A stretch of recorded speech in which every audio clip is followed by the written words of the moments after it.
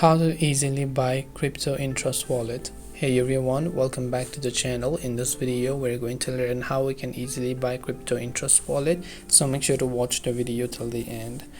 To buy crypto in Trust Wallet, all you have to do is open up the Trust Wallet app, and this is the kind of interface that you will see. Now in order to buy a crypto, right here when you log in, you'll find the buy option right here, so you want to make sure to actually just click on the buy option. Now depending upon which crypto that you want to buy, so obviously the popular and the most expensive one is Bitcoin, so you can select Bitcoin here. And depending upon how much you want to buy, so let's say you want to buy for $100. For $100 you will get 0.001452 BTC. Then you can choose a payment method, which could be credit card, or you can also pay with Google Pay or bank transfer if you select those options. And you can set the provider as well. Then you can tap on buy option to buy crypto in Trust Wallet. This way you'll be able to easily buy crypto in Trust Wallet. Hope this video is very helpful. If you have got any more questions, queries, or doubts, feel free to also leave them down below.